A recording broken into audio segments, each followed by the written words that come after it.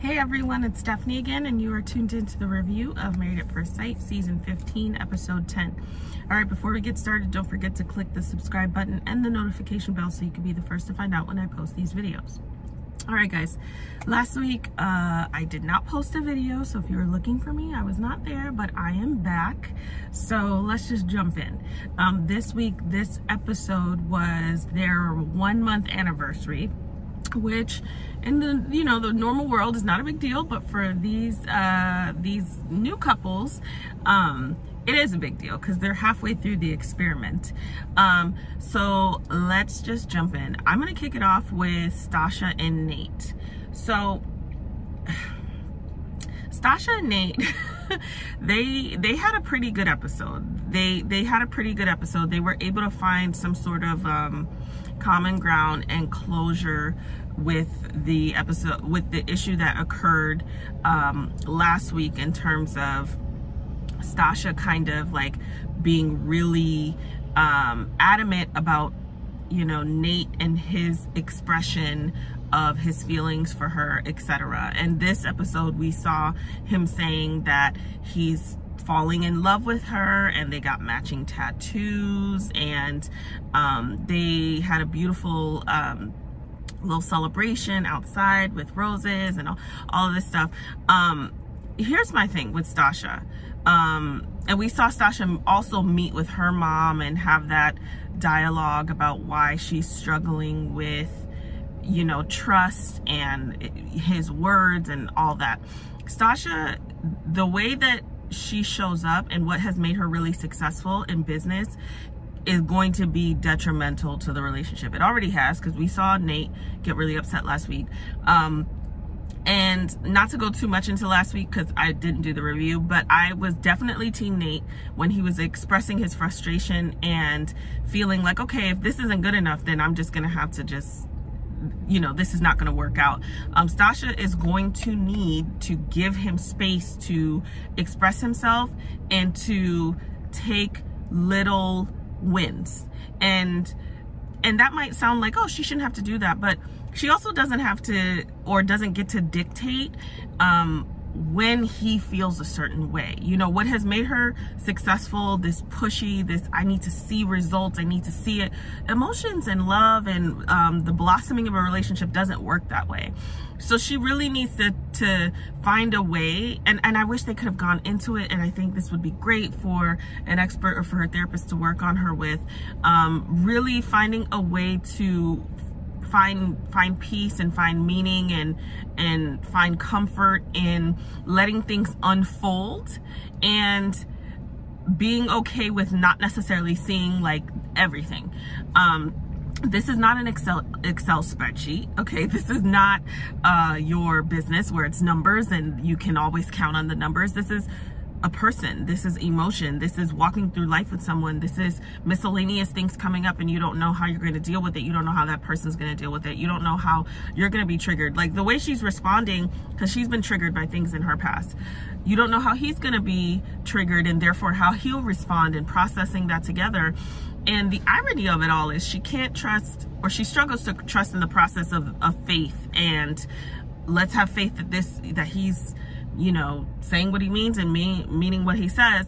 However, you got married at first sight. So there has to be an aspect of you that is willing to watch things unfold. And she has to be really careful about that, really pushing for wanting to see the now, and kind of tossing away what he's saying in terms of the things that he's committed to in the future. Those things are just as significant. I get that she's saying, well, that's in the future, so it's not happening now, but you can't demand someone to be in love with you. I think it's a joke when some of these couples are like, well, it's been 2 weeks and he hasn't said he loves me. Like, listen, the process is accelerated for sure. You guys got married at first sight. I get that. But true emotional connection, you can't rush that, even if you're in this process. I think having emotions that can lead to love is a big step. It's 8 weeks, y'all. That's not even a full summer, okay? So that frustrates me about her, because I feel like when I watched them this week, I really enjoyed watching them. And I even though the show does not have a high rate of couples that stay together, I'm also always really hopeful, and I'm hoping that you know, they can make something happen. Because then you see the few couples that have stayed together and it's like, this is great, there's something that could work here. And I feel like they're a couple who has a good chance with a lot of work if they want it, but that if she doesn't kind of let that go or process that and work through that, she will jeopardize the relationship. And when he is in a space where he wants to open up to her, she's going to crush that, and then it's going to push him further back. We already know that, you know, most of us, I think, had some concerns about Nate. Is he there for the right reasons? Is he this playboy? What's going on? You know, we already had some issues with him, but I think that he is showing up as best as he can recently, and she's kind of like, he can do no right. And that's dangerous, because once you feel like you can't do anything right, then you stop trying, and then the whole relationship is sabotage. So that's kind of my 2 cents for Stasha and Nate. I like them. I enjoy watching them, but man, it's really important. I hope the experts are watching for real, so that the next time they can meet, they can touch on that with her, so that she can work through that. So that if he does continue to blossom and continue to open up, she can be happy about it, and she can receive it, which will prompt him to open up more, not necessarily say, well, that wasn't enough. And I hate that they do the numbers thing. Like, could y'all, producers, could y'all stop asking them to do the numbers thing? And maybe you guys won't, because it's drama, but people get caught on the numbers. You know, 1 to 10, where are you now? When he explained, and this is last week, but when he explained that he was a 4, but, you know, based on now, based on 2 weeks in, based on, you know, building up, and based on there's so much more room to grow and being like genuine and authentic, the words meant nothing because she was hooked on the 4. Like, we have to really stop with the numbers, because that's not really fair to quantify a person and your emotions in a 1 through 10. Like, it's not, especially so early in the game where there is not such emotional connection that they can dismiss the number or not hang on to the number because we've had all these other experiences. So they really need to stop doing that. It's not beneficial to the couple. Okay, so that's Stasha and Nate. Next we have Kristen and Mitch. So Kristen and Mitch, for me, you know, we're halfway in, right? I think I said that I don't think that they're gonna work out, and I still stand on that. And I think it's because Mitch is like probably the problematic character in this couple. And it's not to say that Kristen is perfect, but I think that Mitch is really inflexible. I think that he really should be matched up. So there's certain things, and I always say, you know, when you're with someone, you need to have some non-negotiables. There are things that you can be flexible on. There's a lot of things that you can be flexible on. Hell, there'll be a lot more things that you need to be flexible on than not. But I do feel like you need to have like 5 non-negotiables, whatever that is for you. And if a person doesn't align with that, then they're probably not going to be the person for you, because it's going to be too much of a conflict in the relationship. And some of you guys in the past have asked me, what are these non-negotiables? I don't set the non-negotiables, but I do know that they tend to circle around religion, children, politics, you know, certain worldview, certain things like that.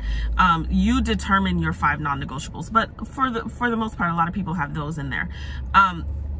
Mitch's worldview is one of his non-negotiables, whether he knows it or not, and he really needed to be matched up with someone who is 100% on the same page with that, because the way that he is, on top of being inflexible and being somewhat of a brat, is going to diminish the person that he's with, and it's not going to be as supportive. It's going to be like the Mitch show, and we've already seen that.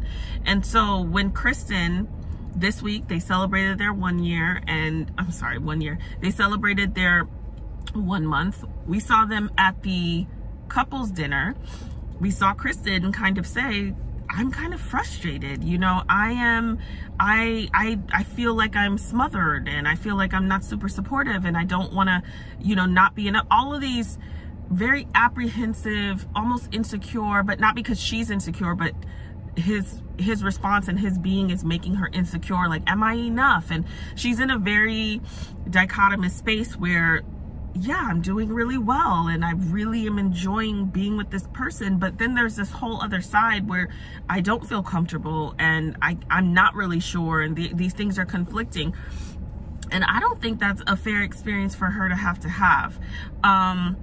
And we see her, you know, everybody's talking about how, well, most of them are talking about how great they're doing. And then Kristen's like having this experience at the table that does not lend itself well to like the sustainability of the relationship. But I think it's Mitch, you know, and what I love about Kristen from the jump is that she has been so clear and so eloquent in the way that she expresses herself. Like, she stands up for herself. She says what she needs. She said what's not going to work. You know, she gives him cues as to what he could do that could benefit her, or make her feel supported, or make her feel wanted. So I always love that she doesn't stifle herself, even though she's probably stifling herself in some ways, but she communicates well enough where he knows how she feels. But I don't think that, you know, I don't think that it's gonna work out. And I hate that for her, because she really, really deserves someone who values what she brings to the table. Mitch is inflexible. I mean, we've seen it in so many ways. The t-shirt gate was just like, you know, the way that he lives, the irony that you care so much about the environment, but your environment at home looks like a landfill, you know. He's problematic. He's problematic. And I think that, you know, there's a reason why he's 41 and he hasn't been married yet. And that's something to take a look at. You know, that's something that maybe he needs to process. And I think even if he were to meet someone who wanted to pick up plastic bottles on the beach all day long, he would still run into some issues, because it's the Mitch show. And you know, if we throw back to brunch with his sister-in-law, his brother, and I think his mom, you know, Kristen, she didn't really get any positive feedback about Mitch from the people who know and love him the most. So I don't know. I don't have high hopes for them. I think that I would enjoy Mitch more if we didn't see that episode on the honeymoon, because some of the, for Mitch being Mitch, he has been decent in some ways, and they have gotten along well in a lot of ways. And you know, when she shared what was uncomfortable for her to share, he received that really well. And he even at the dinner, he took that feedback and let her know it was okay for her to share that. So he does well in some ways. But okay, now what does that look like as the relationship continues to unfold on a daily basis? So that's Kristen and Mitch.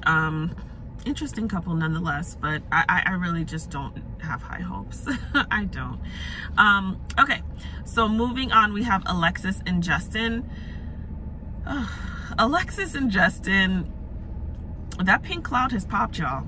You know, this a few episodes ago when Alexis was like, I don't know why people say marriage is so hard. Okay, girl, now you know. Spoke too soon. You know,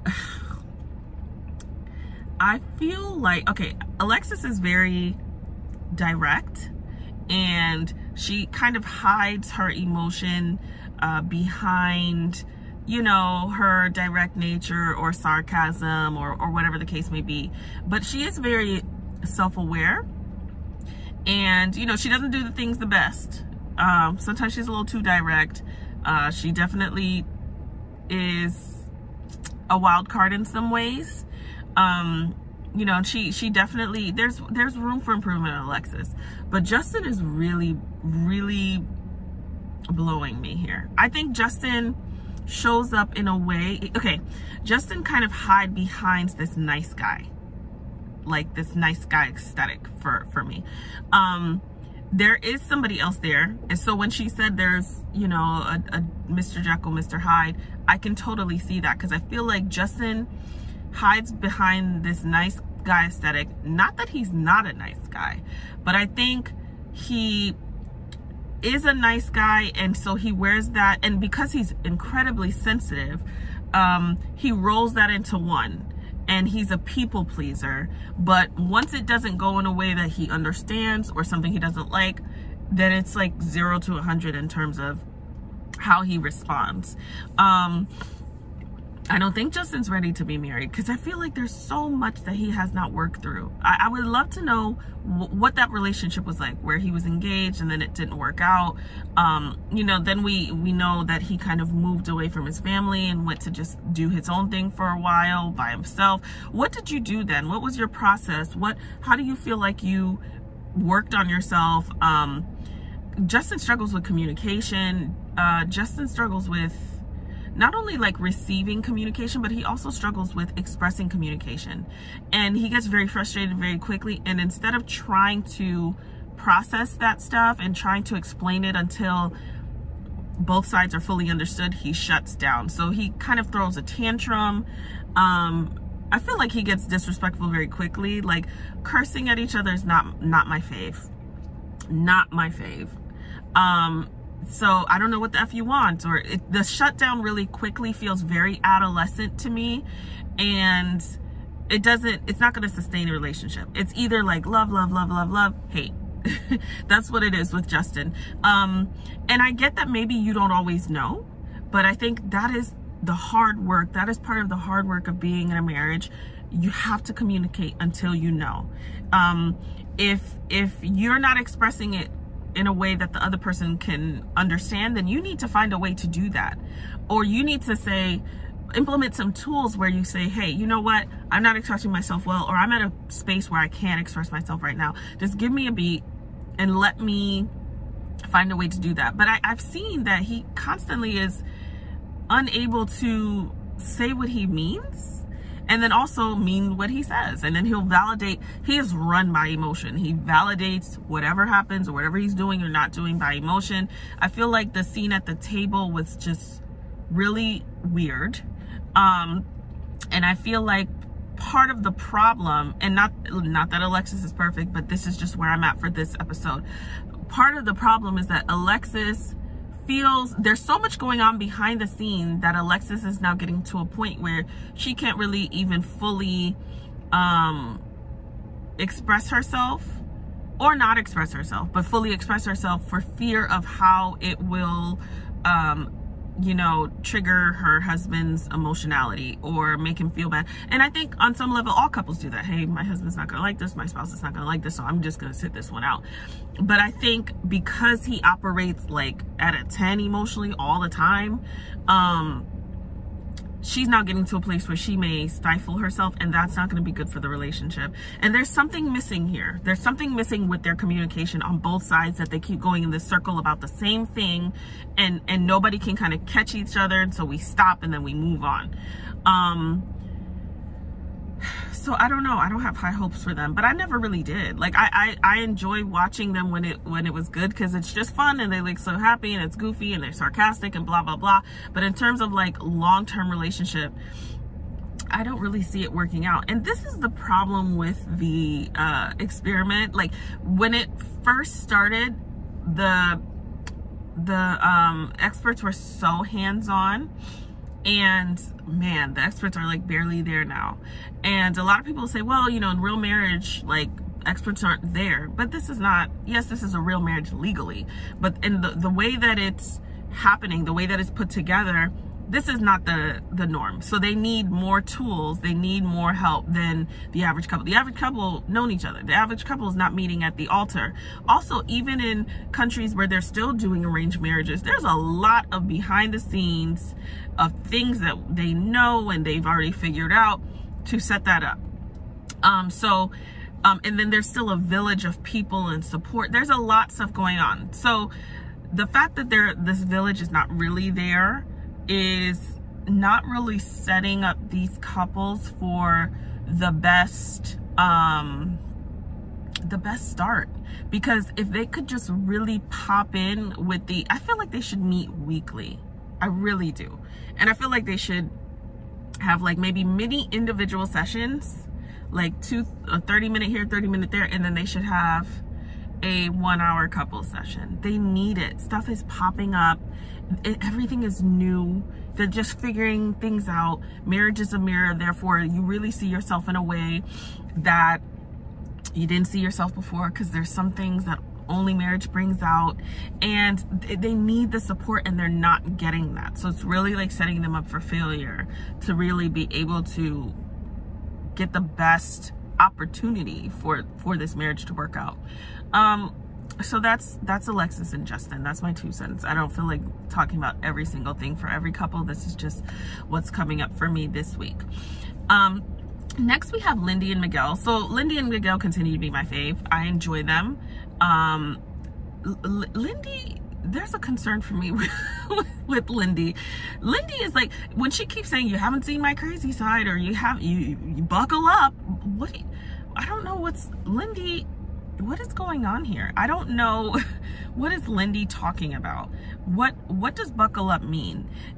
Do you have control of your emotions? Are you able to get upset in a way that doesn't completely eradicate this foundation that you're having? It feels very, that's another moment of adolescence for me where it's just like, whatever. It's almost like a teenager acting up, storming out, and then they come back and it's like, Mom, can I have $20 for the movies? You know, it's like, are you that? You know, because Miguel, although Miguel has his issues and he seems sometimes a little too cerebral, a little too internal of a processor where he might get in the way or he might hold himself back, he at least seems stable, you know.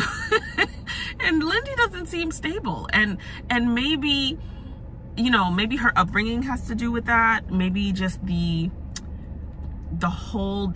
way that she grew up, maybe her religion, because she talked about that at the beginning. She wasn't able to do a lot of things, so maybe it's some acting out. But you know, she even mentioned this episode that basically in her last relationship she really acted out, and that kind of really impacted the relationship negatively.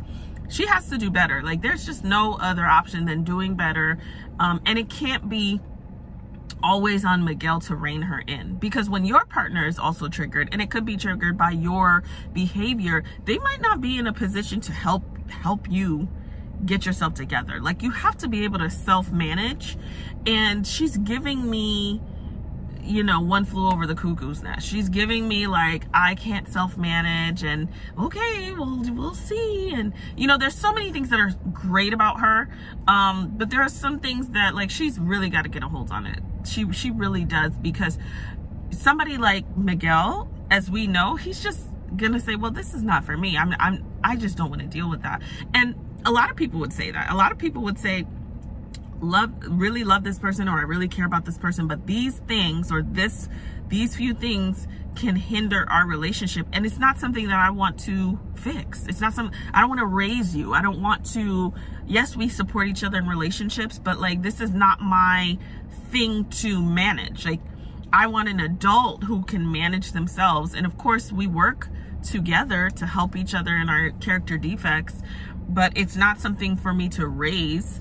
And it feels like he'll have to do that a little bit. And from the beginning, she says, like, you know, I spin and I do all these things and I get upset, and so I need a person to help, you know, kind of help push that back. And yeah, your partner can do that sometimes, but not all the time. So you really have to learn to self-regulate. And that's a concern for me with her.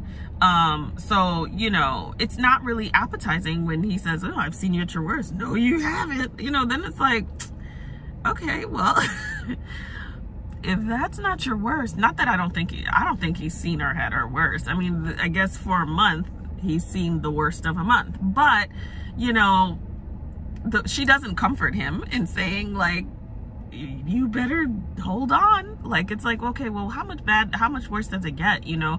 And is there a reason? Is there a major trigger that it can get worse where you're like, oh, okay, I see why this person is completely decompensated? Or is it that you can't get yourself together and so you're just gonna show out? Because I don't want to deal with that. So we'll see. We will see. I mean, when they're good, they're great. We can all agree with that. When they are good, they're great. So that is Lindy and Miguel. We shall see. I don't watch the previews because I don't want it to like skew my reviews, but I'm interested in seeing more because I do enjoy watching them. Yeah, so that's Lindy and Miguel. Last but not least, we have Morgan and Ben. Morgan and Ben really, you know, they're really, really struggling. They did not go to the couples dinner. I'm surprised that Morgan didn't just call it quits. I was expecting that. When she came to their 1 month anniversary, I thought she was gonna be like, okay, bye, like, I'm done. So I think that her not doing that, based on what we know about Morgan and how she, you know, does not deal well with her trust being betrayed. Nobody does, but especially with her, she runs immediately, and she said that. I think that she did well in terms of not deciding to just call the whole thing quits. It really frustrates me that Ben is still running to his, you know, to his friend Justin. I don't get why he can't not do that. Like, here's the thing. So we all look at Morgan, and Morgan seems to be the one who, okay, she won't let this go. She's problematic. She brought it up at the family, the little family get together that they had, and you know, but Morgan is obviously, you know, more aggressive, and so it's easier to see when the person who's louder has an issue. It's easier to see them, and it's also easier to blame them, and it's also easier to have this skewed perception that when things are happening, it's that person. And so the person who tends to be a little more quiet always gets a pass, or, oh, well, you know, Ben, and we're not seeing that sometimes the quiet problems are just as loud, if not louder. We are just not seeing them. And I feel like that's Ben. Like, Ben, to me, doesn't have a clue. He is clueless in Seattle. Like, he is clueless. I don't think Alicia Silverstein was as clueless as he is right now in relationships. He does not, there's a lot of stuff that he needs to work on as well. And I think that Ben, he's nice, and he looks like he's trying his best. So, you know, we give him a lot of passes, and Morgan seems to be the problem. But trust between a spouse, that is really important. That is really important. Running to someone outside of your marriage constantly, especially they've been married for a month. They already had an issue that really blew up from miscommunication, lack of understanding. She really talked to him. You see, she struggled with it. He seemingly understood that, yet he didn't change his behavior, and he said that he did. So now you're lying. And then now it's the validation of, well, this is someone I trust. First of all, y'all have known each other a month. Stop it. Like, he's acting like Justin is his friend since the 4th grade, and it's like you guys met a month ago. And I don't care if that's your friend from the 4th grade. If your wife tells you, listen, please keep our issues between us, especially in a new marriage, although even if it's an old marriage, like I am not comfortable with you sharing with these people or this person. And now this person's on the phone listening to you trash talk on speakerphone. Now his wife is listening. You know, it's just like, it's so messy. And it to me, it shows a complete lack of respect and disregard for their relationship. And he does not know how to operate in relationships. He seems very adolescent. It's like, that's my word for this review, adolescent, because there's so many of them are acting that way. Oblivious to the fact that he really needs to be working on the relationship with his wife and building that trust. You are not married to Justin, Ben. Okay? I don't know if you wanted Justin at the altar. You're not married to Justin. Building this intimacy with Justin to the point that you're willing to allow it to be detrimental to your relationship is a problem. It means you don't know boundaries. It means that you don't value your wife. And if you don't want to be with her, don't be with her. Then I just say, hey, you know what? I thought this was going to be XYZ. It's not. I don't think this is a person for me. I'm not going to be with them. I'm not going to continue this experiment. I can respect that. But pretending like things are so good and you really want to do this and you're really in it for the right reasons, but then still kind of doing the behavior that was so detrimental early on, they're not going to make it. I didn't think they were going to make it before, but there could have been a turnaround because if somebody really wants something, they can have it. There could have been a turnaround if he was really willing to invest in the marriage. I don't think he knows how to do that. I think because of maybe her past and the financial stuff, the stuff that he says he's over, maybe he's not really over. I think it's really in bad, it's really a bad thing to kind of trash talk your spouse, because it really gives people the green light to do the same. You teach people how to treat your spouse, you teach people how to treat your relationship. And so if you don't have boundaries, and it's not to say you can't consult with a friend when you're really struggling, but there's still like a level of understanding and respect around that, and it doesn't feel like any of that is going on. So when he was standing there with flowers waiting for her, and true indeed, if I were her, I would have said, listen, I don't think it was enough for her to say, oh, Alexis told me everything. Like, stand in it and say, Alexis told me that you were still talking trash with Justin. She's heard you on the phone with Justin speaking ill of me or whatever, and then leave, because I get it. But there was none of that, so I wish you would have done the whole thing instead of making him wonder. But like him standing there as if he's giving the last rose out on the rose ceremony and the Bachelor, like, you have no clue. To think that you were gonna have a beautiful 1 month anniversary, you have no clue, and that bothers me, you know. Yes, Morgan has her issues, but like, she deserves somebody who's here for the experiment, and they're gonna work on stuff together. And if you're literally saying, I'm gonna work on it, I'm sorry, I don't want to do it, I'm not gonna do it, and then you do it, like, then you're a liar, then you're not a man of your word, then you don't really value the relationship or what your spouse really wants. So then what are you here for? And if you don't think this is the right person for you, then do that, but don't pretend, because that I don't have much patience for him. And so I don't know, you know. Yeah, we know Morgan has issues, like I said, but Ben has issues as well. And it really reflected in this episode that, you know, he's still, you know, engaging in the same behavior, and then validating it, saying, well, you know, but this is someone I've known for a long time and I really trust. So now all the things that you've been saying in terms of like, I don't want to do that, and I'm not going to do that, I'm going to keep it between us. Now you're just going to do what you want to do and then explain why you're doing what you want to do. And your alliance and your allegiance is to your spouse. It's not to Justin. So that's my 2 cents. I think that, you know, I think that they're not going to work out. But I think that when it's so easy to see why Morgan is the problem, Ben is just even bigger. And it really showed this episode.